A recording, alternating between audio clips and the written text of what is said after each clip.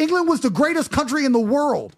I watched. It brought tears to my eyes. I watched the Battle of Cairo. I watched Nelson fight the French fleet. A YouTube video at the Battle of Cairo. I even tweeted it in full. The heroism showed by the Brits only 200 years ago. These were the best men on the planet. Thailand, tiny island with the largest empire in history. I was in America till I was 8, but I spent my teenage years in the UK. I feel very British. The British were the hardest, strongest, most resilient people on the planet. When the British were coming, only the Americans seemed to have beat them. You were scared when the British were coming. We sailed all around the world. Opioid wars in China, Battle of Cairo, Waterloo, you name it. We beat Napoleon. We did. The Brits. And now look, Soy Face is locking us up for having an opinion. And we're sitting there on our asses, afraid to say anything. This exact clip will be played in front of a judge when they lock me up. But it has to be said, because that is not the leader of the United Kingdom. That is not the leader the United Kingdom deserves. We need, UK is an even more dire scenario than the United States. We need Trump or someone Trump-esque. And Nigel Farage isn't up to the task. He's not strong enough. It's me or I don't know who else. But UK is in a mess. We need someone of Trump's level to fix it. Because this guy, Keir, is doing nothing but run it into the ground. And it really, truly breaks my heart because the UK was the greatest country on earth. And that's why I want to become the prime minister, to restore it to its former glory. Britain and the history of Britain and the amazing things it's achieved. The fact that London is a country where you can't even wear a watch anymore is not just disgraceful. It's absolutely disgusting. People should face treason charges for what they've done. Okay, so treason. Let me ask you this. First podcast we did, you were a Christian. Yep. Second podcast we did, you were a Muslim. Yep. Today, are you still a Muslim? Yes. You are. Okay. So you talk about UK, Yep. right? I lived in Germany at a refugee camp. And I saw who, first time I ever got stabbed in my life was by another Afghani kid. It was in Erlangen at a refugee camp. We had a fight. Boom. He took it out. Well, I'm like, Sounds about right. Yeah, 11 years old when this happened to me. So you look at stats because I'm a data guy. I think you're also a data guy. 100%. And I watched you go through it to see how you were going to maneuver around this. I was watching you very closely. I think you and I even exchanged a couple messages one time privately, you and I. I look at stats. 2023, the top name, the number one name in UK, London, is Mohammed. Correct. Okay. That wasn't the case when you grew up. That was not the case. It's true. When you look at stats, 27% of prisoners in London jail are Muslims. Yep. Where the population's only 6%. That's right. You hear the arguments about Sharia law, what they're saying. You hear your fellow who you've spoken to before, you guys have collaborated before, Tommy Robinson. He makes his arguments on what's going on with, what do you call it, with grooming UK. gangs. Yeah. And then I look at some of the tweets. Here's a couple of the tweets that you had for people reacting to you because you were going strong to what was going on in UK. And you said, if you don't believe in the way the system that UK has, get out. I don't care who you are. Correct. You were very clear about it. Correct. You were very thorough about it. Correct. The response came back to you from the Muslim community, and it wasn't pretty. They were attacking you, right? Yep. And one of your response here that I have on the tweet, it says, Islam hate comes from Muslims who think they have to defend the disgusting actions that other Muslims commit instead of admitting that a religion can be perfect and people are not. Yep. Muslim must condemn the disgusting child rape openly and verbally, or the entire religion will be done. And then you respond back, Muslims who refuse to understand the crime Islamophobia instead of addressing the serious issue is only going to garner reassessment. These grooming gangs would not be tolerated in an Islamic country. It's time for Muslims to stand up against all. And then there's more of these that I can read. Yep. Okay. And even to go back on what happened when the comments they made about Jesus Christ, you remember that as a Muslim, you said, I will never forget these scumbags for disgracing Jesus Christ, That's right? So you've done both sides. But specifically to UK, a once great nation based on what you're saying. Yep. A once 200 years ago, the strongest men, what they produced, who they defended. Yep. They were not afraid of going up against the scariest people that everybody feared. They stood up and said, you're not going to do it here. Yep. We've seen Dunkirk. We've seen these movies. We've seen these histories. A lot of us got it from movies. Some of us got it from school. How much has your opinion changed since now you've been a Muslim now for what, 2 years? I want to say 2 years, 2.5 years, something like that. How much do you link that to the issues that UK is facing? So the UK does have a problem where a lot of the culture is being eroded, and it's being eroded by an Islamic immigration.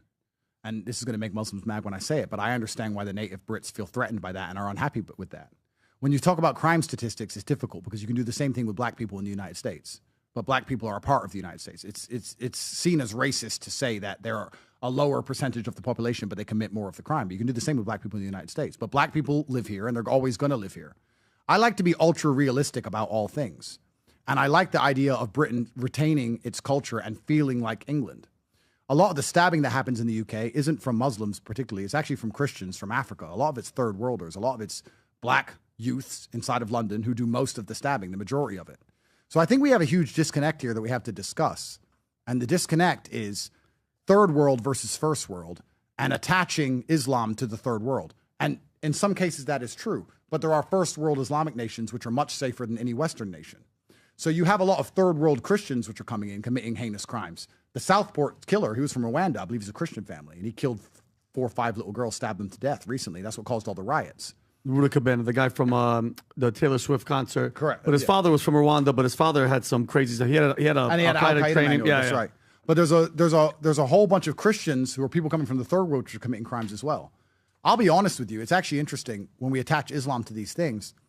If you go to the UAE or Qatar or Bahrain, these countries have extremely strict immigration policies. They're extremely strict about Islamization and extremism and radicalization. And these countries are some of the most beautiful countries in the world to live in, and they're extremely safe. So I think the problem that we have with Europe and the UK specifically was actually summed up by somebody who knows the problem better than I, and it was the UAE foreign minister. Did you ever see what he said? Yes. The UAE foreign minister.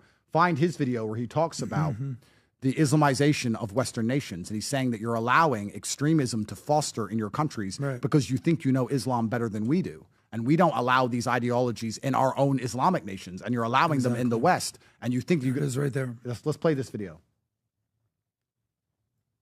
There will come a day that we will see far more radical extremists and terrorists coming out of Europe because of the lack of decision-making, trying to be politically correct, or assuming that they know the Middle East and they know Islam and they know the others far better than we do. And I'm sorry, but that's pure ignorance. There will come a day. What was interesting about that interview, if you saw the very beginning of the clip, the whole interview was actually in Arabic. And he was going to say that, and he goes, no, I'm actually going to say this in English. Yeah, that's right. And she's like, no, it's okay, we'll translate. He goes, no, yeah. I want to say this in English. Yeah, so what do you think about that message? Well, you could say he's not a real Muslim. I guess that's what the Muslims of Great Britain would do, because they said that to me when I said that any Muslim who is not outraged by the crimes committed by Muslims is part of the problem. And this is the identity politics problem, right? We had this with blacks and George Floyd, et cetera, and all these things, and BLM. If a black person commits crime, then black people should stand up and say, I don't care if he's black, he committed a crime. Yep. But when you have people who rally around somebody purely because of their religion or the color of the skin, irregardless of their actions, that's how you foster hate. If you want to give racists what they want, and I'm part black, part white, if you want to make white people hate black people, all that takes is for black people to defend a black person who breaks the law. Now they're like, well, all you black people are a problem because this guy was a criminal and you're sticking up for him. So what I was saying is that the Muslims who complain that Islam is hated in the West, they're making it worse by sticking up for grooming gangs and serial murderers. I don't care what race or religion you are. If you're killing little girls, you're a scumbag. And in an Islamic nation, you would face the death penalty. So I don't care if it doesn't make me a real Muslim for that. I don't care. But I will be honest. I'll be very honest.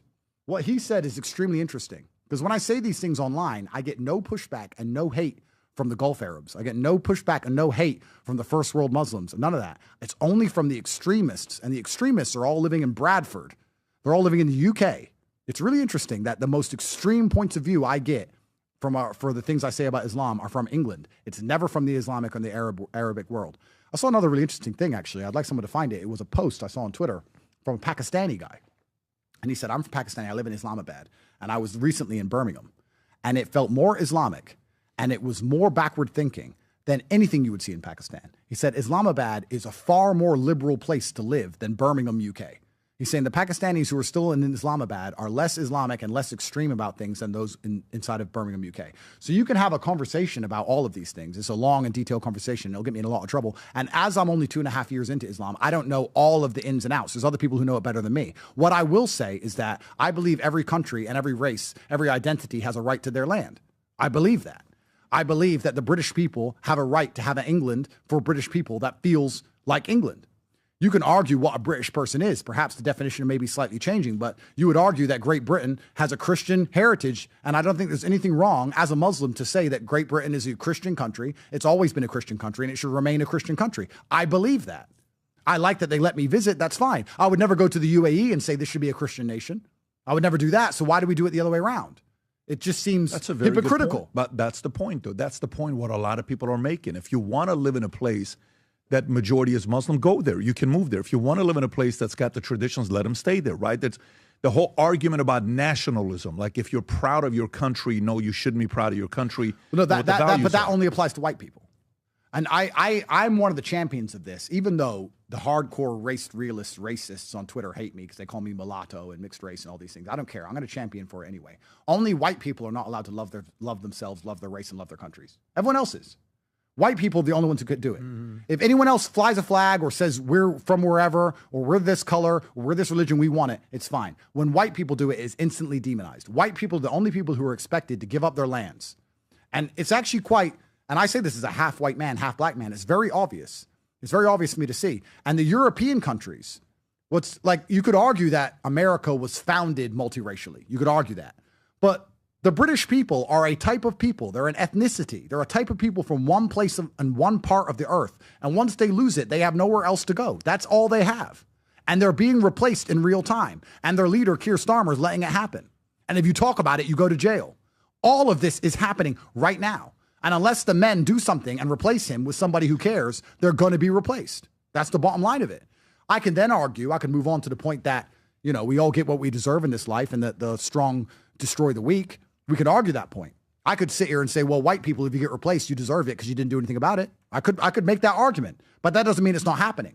White people are being replaced in their host nations. That's obvious for me to see. I don't think anyone can argue against that point. People try. But people that's also a fair argument, though. No, it's a very fair argument, but that upsets people. Or they deny it's happening. But it is happening. White people are going extinct. Yep. You are going extinct. And then when you tell people this, they have lots of different answers to it. But nationalism is feared when white people band together. And then, you can argue, this actually ties back into something that's very interesting. The reason they fear nationalism when white people get banded together is because they apply it to World War II. They say, well, white nationalists do what Hitler did because he was a white nationalist. So they say that when white people get together and are nationalistic, it's like the Nazis. When other people get together and they're nationalistic, it's not. Is this actually true? Is this the largest psyop in history? I mean, World War II has had such a profound effect on our culture up until this point now.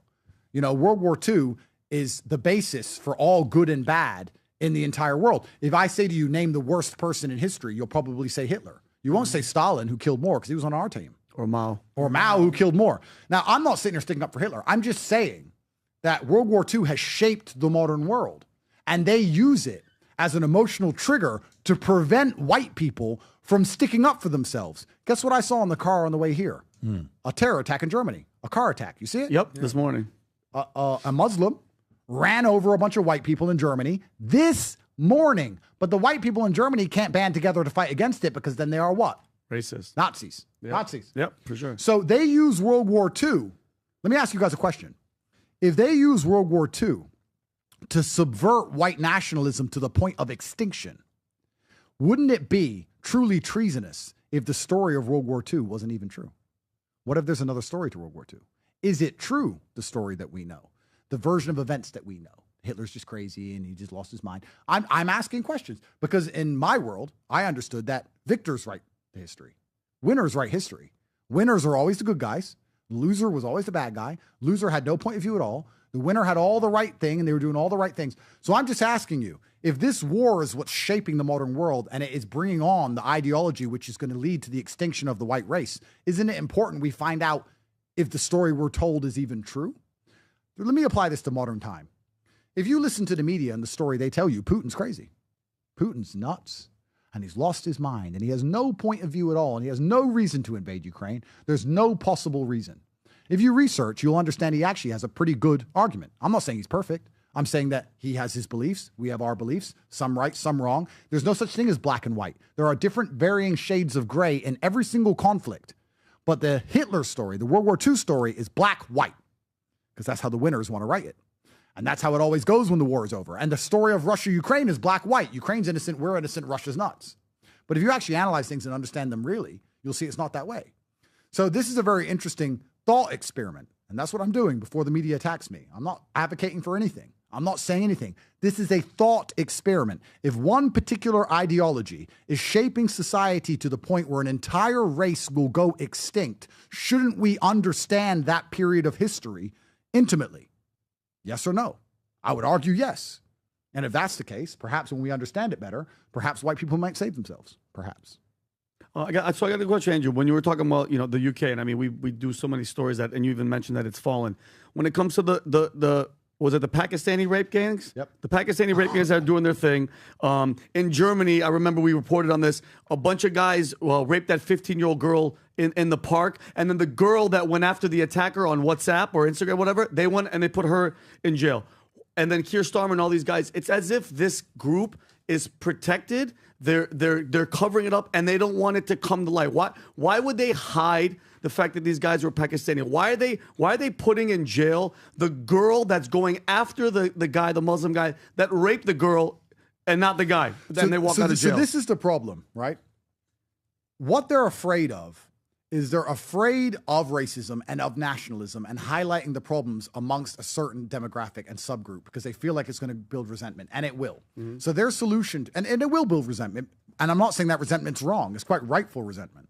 So their solution is, let's try and hide the problem. But I would argue that one of the key elements, one of the key backbones to a multicultural society is at least fair treatment under the law. Mm-hmm. How can you expect all these different types of people to live together if they're not treated fairly under the law? How does Dubai survive? Dubai's 80% immigration from people from all around the world, all different colors. Why does everyone get along? Why does everyone go there? Fair treatment under the law. It's a harsh law, but we're all treated the same, right?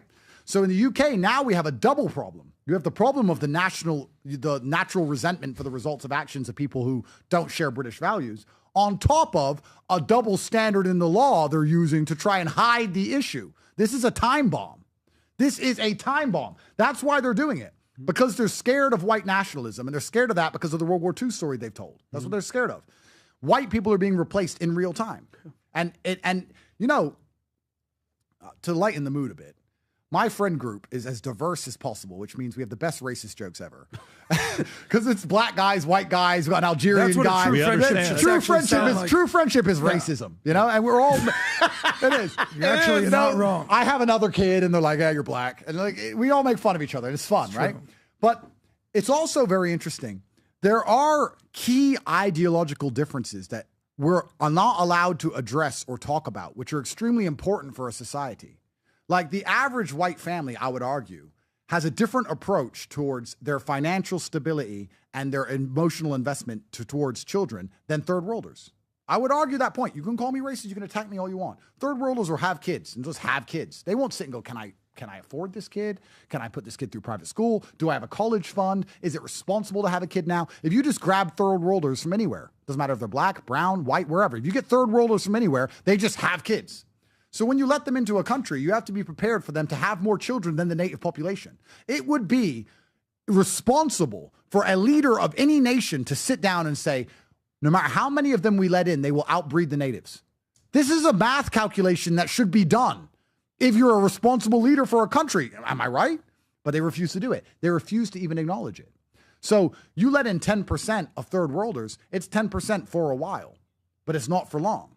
This is a decision you have to make. It's something you have to consider. It's something Europe refuses to even address. And they've let in a lot more than 10%, and more arrive every day. I think 1,200 people arrived yesterday on boats in England. I saw on Twitter. So it's nonstop. The only possible end result is the absolute replacement of the native population, which then begs the question, is a country a place on a map and a name, or is a country the people who live in it? Because I would argue that if you replace all the British people with people from somewhere else, it doesn't become Britain anymore. Mm-hmm. If you took all the Norwegians out of Norway and replaced them with Indians, would it be Norway? Sure. I don't think it would be. No, that's the point. It changed. So, by the way, Rob, pull up this chart that shows the net migration for UK from 2019 to 2022. Watch this. So you see the orange color is non-EU coming in. The green color at the top is EU coming in. Treason. Watch this stat. You see the non-EU people coming in, flat, great. EU goes up, and then look what happens 2020, 2021, 2022, 2023. The amount of people coming in every year from non-EU. So they're letting anybody else come in. Now, have you ever seen Dominik Tarczynski from Poland? Yes. He is being interviewed, and he's being asked about why Poland has the lowest rape, lowest crime, lowest unemployment. And here's his answer, Rob. Can you play this clip? How many refugees has Poland taken? Not one. 0. And you're proud of that? If you are asking me, if you're asking me about Muslims illegal immigration, none, not even one will come to Poland. Not even one if it's illegal. We took over 2 million Ukrainians who are working, who are peaceful in Poland. We will not receive even one Muslim because this is what we promised. But I asked not about illegal immigrants. I asked about refugees. And Jean-Claude Juncker, the Commission President, says that you're racist. You sound proud of the fact that you haven't taken any refugees. Of course, because this is what our people are expecting from our government. That's number one. This is why our government was elected. But this is why Poland is so safe. This is the reason why we had not even one terrorist attack. Look at the streets in Poland, and we can be called populists, nationalists, racists. I don't care. I care about my family and about my country. Rob, you can pause it. Go for it. Islam is not an excuse to break border laws. I don't know why some Muslims seem to believe it is. That's why Islam has such a terrible name. You can't say, I'm a Muslim, so let me in. I don't have to obey border laws. I don't think that Islam is an excuse to disobey the laws of a country. I don't think it's an excuse to disobey border laws, because it's not an excuse to disobey the border laws in Dubai or Qatar or Bahrain or all these other Islamic nations. You think you can walk up to the border of an Islamic nation and say, well, I'm a Muslim, so just let me in. I ain't got a passport? I don't think so. I would argue that some of the strictest border controls ever are in that region, which is why they have such a problem trying to relocate refugees and these kind of things. So it's really insane that the white Christian liberal will argue that Muslim refugees have an instant pass to their Christian countries when they don't have an instant pass to Islamic countries. It doesn't matter what their religion is. Countries need a border. And my Islamic faith, I don't feel, counteracts my rationality in understanding that countries need a border. In fact, if you don't have a border, you don't even have a country. It's the prerequisite to a country. If you can't draw a border of that country, it doesn't exist. So Europe is currently imploding. And when I say imploding, I mean imploding in basically every single metric. Crime's going up, wages are going down, energy prices are through the moon, manufacturing's going down. It's imploding. Why is it imploding? Well, it's imploding because it's being run by psychopaths. It's either being run by psychopaths or extremely ignorant individuals who are intent on only finding money to send to Ukraine for a losing war on repeat and shutting up anyone who wants to tell the truth about the things that are happening there. And then you have this sectarianism. You have all of this gender ideology and this identity politics, which is tearing the fabric of society apart, because when a Muslim will do something disgusting and heinous, like be involved in a grooming gang, instead of being disavowed by other Muslims, all the other Muslims seem to start screaming about Islamophobia. And then you wonder why the average white Christian has a problem with Islam. I'm the absolute opposite. If I believe, yes, I am a Muslim, yes. But if you're in a grooming gang, I think you deserve the punishment, the full punishment of the law. In fact, I would wish you to get caught in an Islamic country and see what actual punishment is. I think it's disgusting. And I completely understand. Also, this is another thing about rationality that people lack, right? No one would describe me as empathetic, even though I would like to think I am. But nobody would describe me as empathetic. But I completely understand, as a white Christian in the UK, why you would feel threatened by Islam. I understand it. And when Muslims go, you don't have any reason to fear us. Well, he's in a grooming gang, you rape kids. Yo, you're racist. Like, how can you not understand the concerns of these people? And why aren't you doing anything to address those concerns? If you're a guest in someone's nation, shouldn't you try and address their concerns? Mm-hmm. You know, when BLM was big, I was having an argument with a member of my family. I have the black side of the family and the white side of my family. And I was arguing with one of my aunts. And BLM was going crazy and everything was burning down. And she was saying that black people are not scared, they're not safe to get stopped by police. And she bought into the narrative fully. And I said, if that's the case, I would argue that holding large protests and burning things down is going to make it worse. Why don't you hold large rallies saying, we're Americans, we respect the law, we're citizens, and promote a culture of obedience to the law amongst Native African Americans? Wouldn't that fix the issue? I'm not saying that it's fair. She said, why should we have to do that? Life's not fair. I'm not saying you should have to do that. I'm saying, wouldn't it fix the issue if you promote obeying law enforcement as opposed to promoting burning everything down and disobeying law enforcement? Like, there's this weird idea people have of why should I have to? That's not fair. Why should Muslims have to reassure? Why should black people have to do that? Yeah, there's lots of why should we? Why should I have to pay for a date? That's life. But don't we want don't we want solutions here? Or are we going to sit down and say, it doesn't matter about the solution. Let's let the problem get worse because we shouldn't have to try. I think that's the biggest problem with a lot of the things we have in the world today. I would argue that the Muslims inside of the UK, if they had respect for the country they were in, if they had respect for the native population and for Christianity, should be doing a pretty good job or should be trying to make it clear that they are not a threat. Instead, they walk around and try their very best to scare everyone all the time.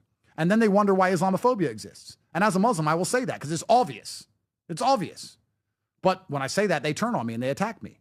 But it doesn't matter what they say. It matters what God says. Tate, just curious. You probably very qualified. Probably one of the few people in the world qualified to do this because it's not a big number. If you look at how many people in the U.S. convert, Rob, can you go say how many people convert from Christian to Muslim in America? It's not a big number. And if you look at how many women left, more women than men, I think the number is such a small, there you go, roughly 30,000 people a year convert to Islam in U.S. The difference is they have a lot of kids and they have big families, so that's their strategy. Majority of that 30,000 are women. But you, as a man, an anomaly, you go from Christian to being a Muslim. So I know what it is to be a Christian. I know what it is to be a Syrian Armenian. I know what it is to be an immigrant. I know what it is to be certain things, and I witness it, right? When you were a Christian, what attacks or goods did you see that you're like, man, I never had that? Because I remember when we spoke when we were in Romania, you said, like, when I was at church, Muslims sent me letters, Christians didn't send me letters. I remember that conversation that happened. Now that you're a Muslim, what is the biggest difference of treatment, and does it kind of make you sit there and say, man, I understand why the Bible teaches tolerance for certain things? Yeah, I understand the question. What is the difference? I understand the question, but tolerance is it's a double-edged sword. I agree. Right? Because it's tolerance that's allowed Christianity and the church to end up mocked universally across the planet and to not defend their lands. And the Christian thing to do is to sit there and allow your life and your race and your country to be destroyed because it's the Christian thing to do. So tolerance is a double-edged sword. I was an atheist for a long time, and then I became a Christian. I reverted to Christianity instantly because I believed in God, and I was born in a Christian nation. Then I decided to do some research on the different religions, and I found affinity with Islam. Right. But my affinity with Islam is between me and God. Me trying to please every Muslim on the planet is never going to happen because I'm never going to be able to make them happy. And there's always some of them who are unhappy with me. And there is a contingent of Muslims who like what I say, and there's some that don't like what I say. And that's fine. I'm not here to try and appease them. I'm here to be honest to myself and be honest to my religion and honest to my faith and also be a rational actor and a rational human. And a lot of my views Muslims don't agree with because they throw their rationality away in light of group identity politics. And lots of people do this. It's not just a religious thing. We just talked about how black people did it with George Floyd and BLM. It's identity politics. They don't think rationally and they don't think sensibly. I try and prevent that happening. So a lot of the problems in the UK, yes, you can attribute some of them to Islam, but truthfully, you could attribute most of them to just simply third world individuals arriving of all different, whether they're pagan, it doesn't matter, voodoo, last question, it doesn't matter, and third world individuals arriving and them having no plan to integrate these people into society. That's the problem with Europe as a whole. Tate, would you, if one day in the future you're living, you're evolving, you're a guy that's evolving, you got core convictions, but you're evolving. One day gets to a point where you're like, this is not changing. It's going to get worse and worse and worse, nastier on you. Do you ever fear, if you ever say, you know what, I'm going to be a Christian again, do you ever fear what would happen to you if you ever left the religion of Islam? No, I don't. But I'm sure that would be a problem for them. I mean, I'm sure, I can imagine people getting angry if I did that. You don't fear it if it... No. If that's how I feel, then that's what I would say. Adam. I think you get a pretty worldly perspective. You're half black, half white, half American, half British, somewhat Romanian, however you want to put that. Jail. Atheist, Christian, Muslim. If you say you want to be the president of the UK, prime minister of the UK, what would you do to solve world peace in Israel, Palestine, Ukraine, Russia? I mean, you got to have solutions here. I know you're doing sort of hypothetical scientific method stuff, but what solutions do you have? Well, I really believe Trump was going to bring peace to the world. And I think he did a pretty good job in stopping the killing between Israel and Gaza. I'm not saying he has all the solutions. I'm not saying everything he's done is perfect, but he certainly stopped the killing. And that's got to be the first thing you do, right? Things have to be done incrementally. It's unfair to expect a leader to come in and have a complete full solution to everything head to toe. You have to do things in increments. And increment one is to stop people dying, I would argue. So I think for that reason alone, he's done a good job in Israel and Gaza. As for Ukraine, Russia, well, Ukraine doesn't want to stop the fight because Ukraine is being sponsored by Soros and the insanity of Europe now. So Zelensky disrespected our president and our vice president in the Oval Office and then ran to our allies to be treated like a hero, which is completely mind-bending to me. If I was Donald Trump, I would be infuriated. That is absolutely disgusting what Europe's just done. And the killing is going to continue in a war that Ukraine simply cannot win.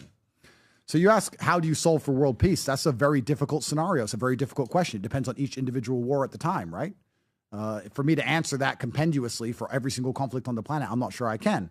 But if you're constantly trying to solve for peace, I'd like to think it's doable. The reason we have all these conflicts is not because of the differences between people. It's because the people involved are not looking for peace.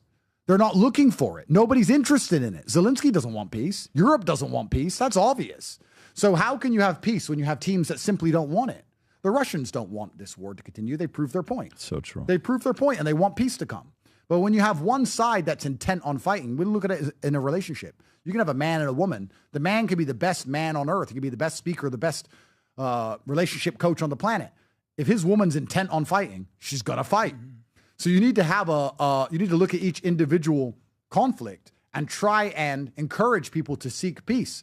Unfortunately, this is an unfortunate reality of the world. Sometimes some people only want to seek peace when they have no other choice. And the only way you put them in that position is when you destroy them, which means you have to fight. It's unfortunate. It's very unfortunate. But I think if anyone can get it done, it's Donald Trump.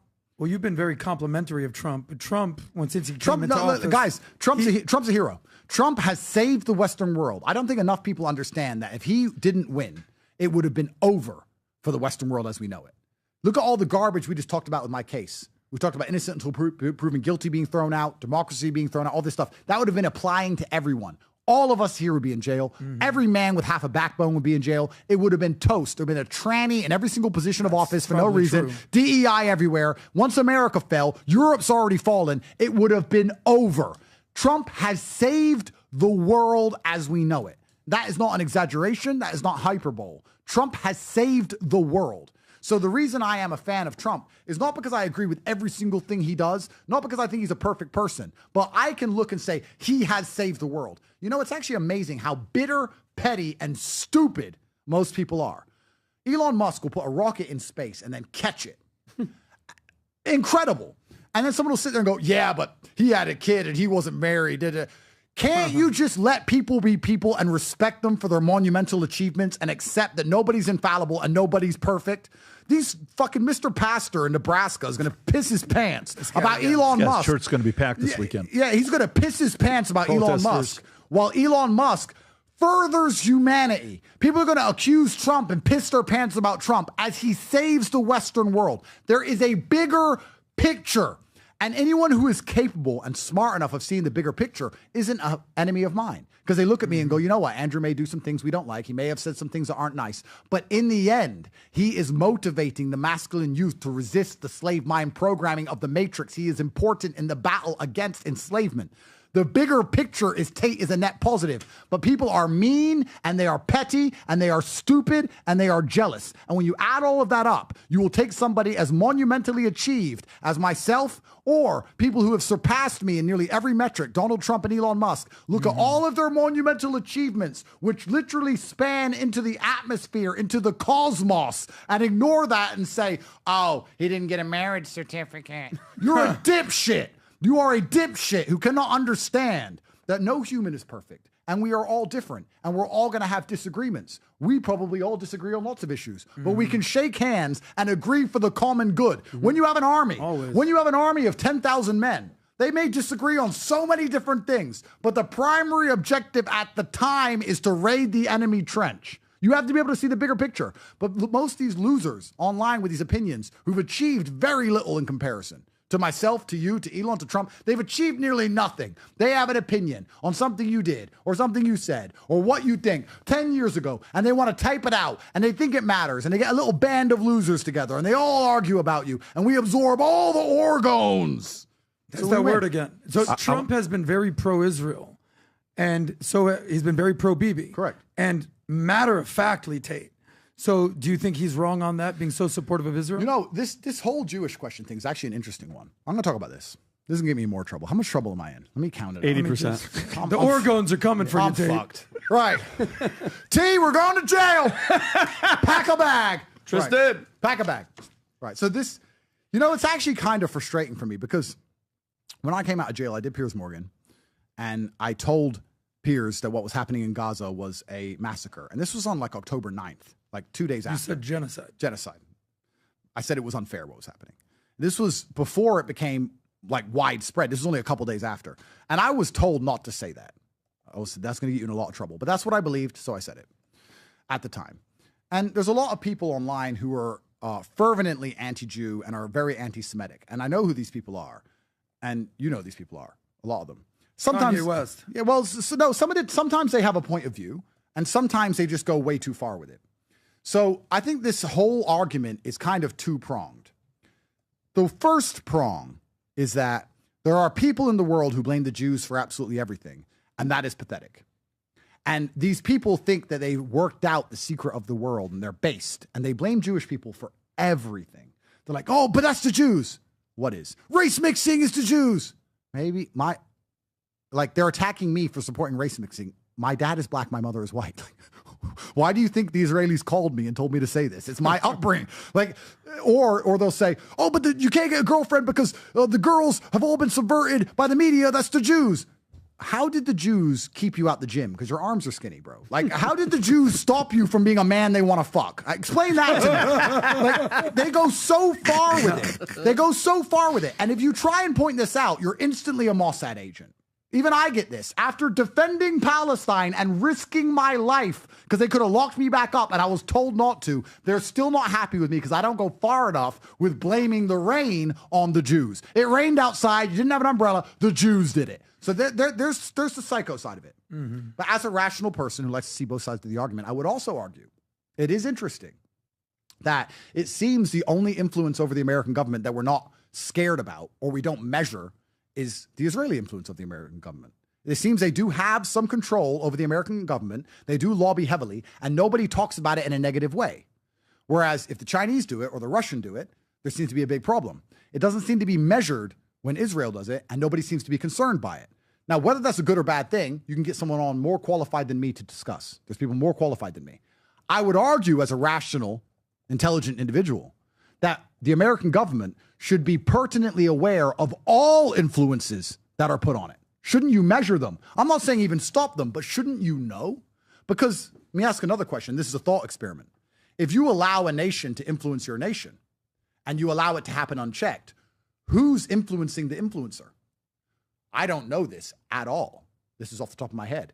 Who says Israel's not being influenced by China, Russia, whoever? What I'm saying is they can be a conduit if you allow it to be unchecked. So I understand that Israel seems to be the only country that can influence American politics without being checked.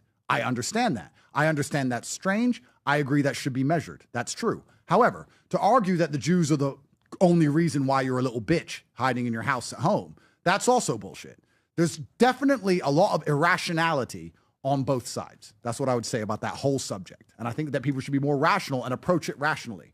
But that subject seems to get people instantly into black and white camps.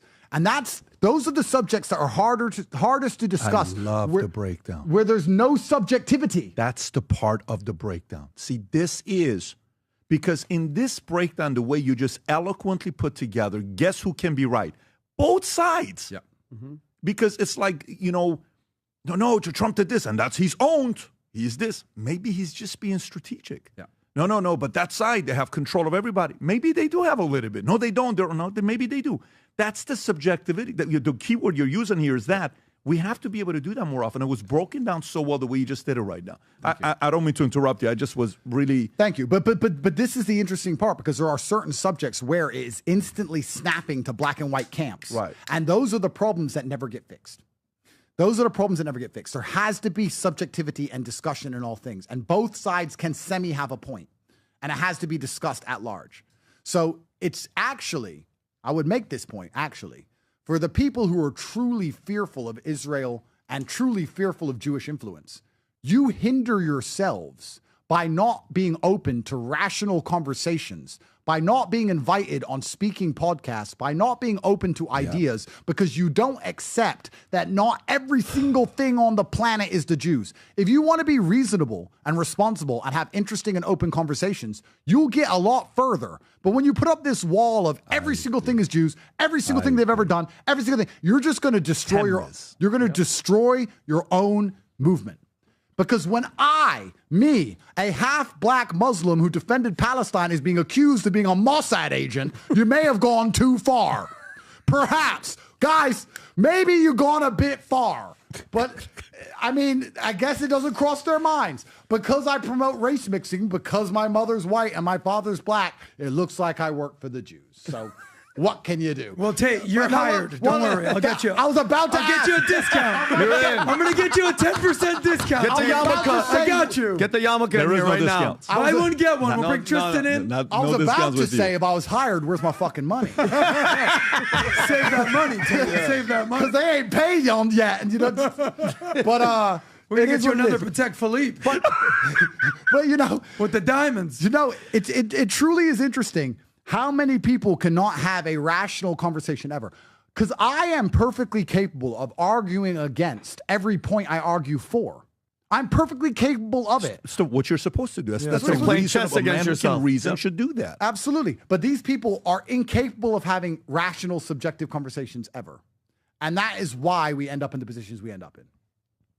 Great breakdown. We can move on from this topic and talk about something. How about a light topic? We've been too heavy. Let's talk Epstein a little bit. Speaking of the Mossad, I get more hate than Epstein does. You know this human trafficking crap? Yeah. They hate on me more with no convictions, not a single picture of a victim, not a single girl on the news saying I hurt her, zero. I get more hate than Epstein. Well, we've never heard this guy's voice. You're one of the leading voices in the world. I wonder if it's because the people who were on his island own the media. Ever crossed your mind? Maybe it's interesting. Maybe the people who are on his list own the media, and they're like, no, we didn't do human trafficking. This guy did. Let me tell you, the only thing I've ever tried to do with a girl in my house is get her out. Please leave. Please, the taxi's outside. Yeah, tomorrow. I'll definitely see you tomorrow. 100%. I'm a bit busy. Maybe later. I promise. Please go home. Supposedly I'm kidnapping. Garbage. So the fact that my brother and I get more hate for human trafficking than Epstein shows how susceptible people are to matrix programming. Let me, before we move into Epstein, I want to make this very clear, because everyone at home watching this, you need to check yourself. Check yourself. Do a self-diagnostic.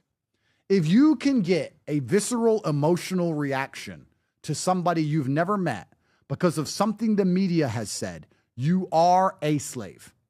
You are a slave.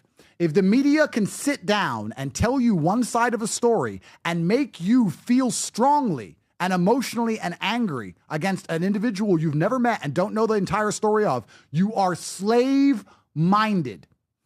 My mind is so open. Let's talk about a subject that's going to get me in more trouble. You said 80%? 80. Before we go into this, let me get myself in more trouble. Will you write to me in jail? I will. Thank you, sir. That's a verbal deal right there. Contract. Sunglasses. Put them back on. Fucking go. Right. Fucking go. So I'm. Well, your collar. Fix your collar. You can't. I can fucking do whatever the fuck I want. So pop that collar, Tate. Pop your shirt off real quick. I am so resistant to media programming that even when I know somebody is guilty of something, I still ask questions. So Diddy, is he guilty? Probably, yeah. I believe he's guilty. There's enough evidence around. He looks pretty guilty. But when the media's attacking him, I sit and think. I don't sit and think, Diddy's a piece of shit, Diddy's a piece of shit. I don't get programmed in the media. I sit and think, why only him? All of Hollywood's doing it. What did he do to get him in trouble? Because there's a whole bunch of others who've done the same things, but they're okay and he's not. Why did they randomly choose him? Did he stop obeying? Did he not re-sign the contract? Did he refuse to shut up about certain things? Why did they pluck him from the bunch of hundreds they could have gotten? That's what I think when the media attacks someone. So that's what a smart man thinks. When people see me on the news, Andrew Tate, and they say, okay, so he's had some girlfriends, and one girlfriend 10 years ago said he's a bad person, let's say. That applies to every man on earth. A slave will go, Andrew's a bad person. A smart man will go, Why him?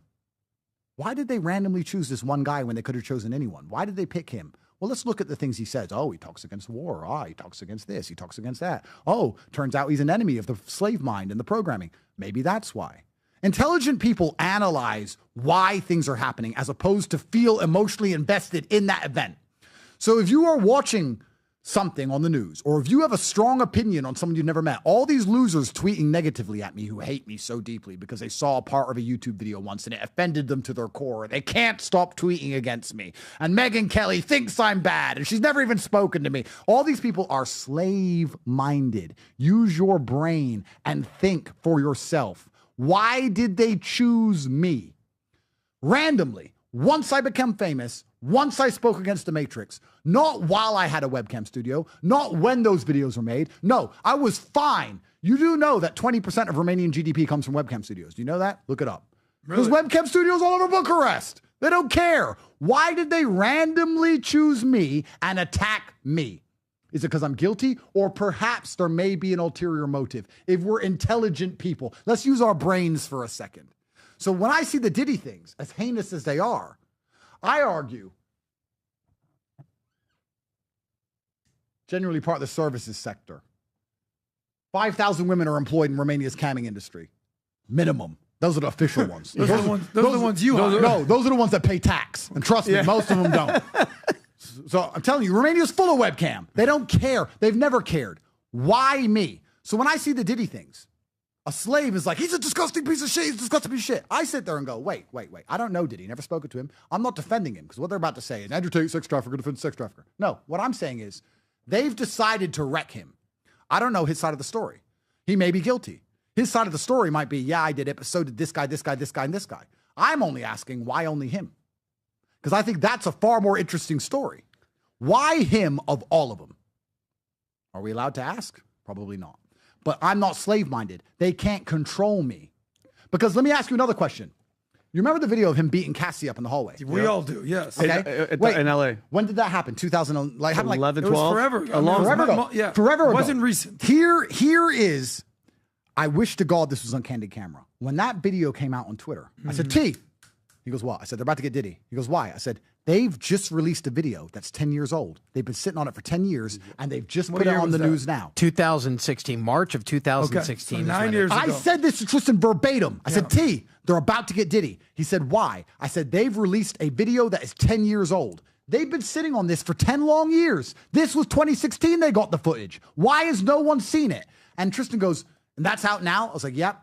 2 weeks later, arrested. They set up the public perception before the arrest. And I know how this works, so I saw it and called it. This came out of nowhere. This was stored somewhere in the Matrix archives. When they decided to take him down, first thing you do is slander him, just like they did to me. Before we were arrested, there was a media campaign trying its very best to paint us as bad people because the media doesn't report the news. Gentlemen, please understand, the media prepares the public for the news. That's what they do. The media starts saying, you're going to die from COVID. Everyone's dying from COVID. COVID's scary. We might have to lock you in your house. We'll try not to, but we might have to. Prepare for maybe a lockdown. They soften your mind to the idea of things. They don't just come along and say, lock in your house because people will rebel. They soften your mind to it. They softened people's brains to the idea of a Diddy arrest on purpose because it was all set up and decided. Just like they did to me because it is all set up, it is all orchestrated. That's why I do not believe what the media want me to believe.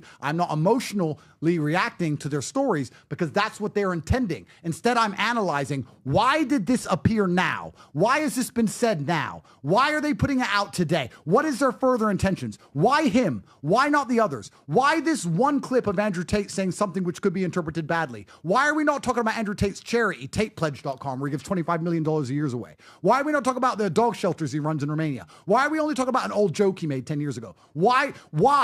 Nobody thinks why for any of this. And then they get played like a fool. And before you know it, they're being dragged down the path, thinking Andrew Tate's the worst man in the world with no criminal convictions. Before you know it, even senators, even governors of great states like Florida are not smart enough to stand up and answer a media question without falling for the trap, which makes them incompetent and unfit for leadership if they can't resist Matrix programming. Do you want a governor who can be tricked by the Matrix? Because I don't. Do you want an AG who's going to, instead of trying to solve the crime in Florida, find an innocent man and waste his time trying to put him in jail? Because I don't. But this is the world we're now living in. All because the Matrix can control people with a MSM, which should be completely defunct by now. Who's even watching this shit? Who even cares what they say? Who gives a shit? Who believes a single word from MSM? Who? Slaves. That's who. So it's very important that you at home, if you want to resist the slave programming, defrag your own brain. Analyze yourself. Go look in the mirror and say, who do I hate? This person. Have I ever met them? No. Why do I hate them? The news told me. Wake up. Andrew, so because it started on the Epstein list. So we were promised the Epstein list was going to come out. Trump said he's going to release it. Cash Patel said day one I was going to release it. Business working days, we're on day 6. I tweeted it today. And Andrew, you kind of mentioned it, because they're all involved. What type of who is the type of people or group that can literally make phone calls and say, don't you freaking dare put that shit out because we're all on it and we have footage on all of you and we're on it as well. Who, because I know you're smirking because I know you kind of know, but who has that power, Andrew? Don't get in trouble. But who's up there, Andrew, that's calling them? Because, Andrew, they're calling, think about it. It's reaching Pam Bondi, it's reaching Cash Patel, and Donald Trump promised it to us, and we're still waiting. We're waiting, which I don't think it's ever going to come out. Who's up there? Who's up there? Who's making that call? Well, I could say the Jews and get some favor. Some favor with the internet. But let's argue that there's a lot of influences in the world. Yep. And all of them are rich. Poor people don't matter in terms of this kind of political setup, right? So it can be the Jews, it can be the Muslims, it can be the Christians, whatever, but whoever they are, they have a lot of money because money is power. So I would analyze, firstly, if I had to try and dissect this as a professional, I would analyze who controls enough money that it would be a detriment to the political class and the society as a whole if these lists leaked. Because nobody's afraid of outing a poor person, and nobody's afraid of outing brokies. They're afraid of outing people with massive influence, and influence is money because money is the stored time and energy of other humans. So I would say follow the money. And if you follow the money, you will come to the answer to the question. Will they eventually release it? I like to think so. I'm actually a huge fan of Cash. I actually like Pam. I think they're good people. I've never spoken to them, but from what I've seen, they're great. So I like to think they will release it. I also am a benefit of the doubt guy in general. I think that if somebody says they're going to release a list and they're a little bit late, but they haven't said they're not going to release it, I think we should give them the benefit of the doubt because the other team would have never released it. The other team would have never promised to release it. If Kamala won, it would have never been seen. So perhaps there's a delay. Maybe. I like to think perhaps it will come in the end. That would be good. But if you wanted to ask me who's stopping it coming out, it's people with money. That's what it is. Money makes the world go round. It's people with money. So if you follow the money, you're going to find out. Both sides, by the way. Oh, I agree. I agree 100%. It's got to do with people that. Oh, this is money. Money makes the world go round, especially America. America's it's money. But wasn't there news over the last week that he was literally an FBI informant? FBI informant and a Mossad agent. So there was two of them. He worked for everybody. You know what's interesting when you talk about money and how money affects everything? I was having a conversation. You know what? If I really wanted to go viral, my private conversations inside the war room at my house would be posted online, but they're not. But I was discussing with somebody, and we were talking about Trump ending BRICS. Trump came along and said, BRICS is enough, you're using the dollar. Instantly ended it. And a girl who was there said, well, why are people listening to Trump? Why don't people just do BRICS anyway so they can get off the dollar and they can move on? Which is quite a smart thing for a girl to say. She actually knew what BRICS was. I was impressed. I was like, can you drive? Oh, didn't think so. So I said, because it's actually interesting. Money is the driving force behind all politics. It always will be because it is your primary objective to not only make people believe they can be rich, but to keep your rich people happy, to keep your oligarchy happy, and to keep them politically invested in you. The only countries in the world that can control their oligarchy are America, Russia, and China. Every other country, their rich political classes, their oligarchy, are more interested in staying rich than they are interested in the leadership of the country. So if they were to proceed with BRICS and try and completely detach from the American dollar, the massive repercussions of that would upset the oligarchy of these nations. Do you think the rich Venezuelans really give a shit about the Venezuelan president, or do you think they give a shit about their offshore accounts and their dollars and staying their rich? money? They want their money. Yeah. So the only way you can combat America and the American dollar is if you can control your oligarchy. China oligarchy is controlled because look what happened to Jack Ma when he talked bad about China. He vanished. Look what happens to Russian oligarchs when they do bad. They fly out the fucking window. All of them. Every single one. The American oligarchs, well, they get a prison case usually. So we're the nicest of the three. But we can control our oligarchy.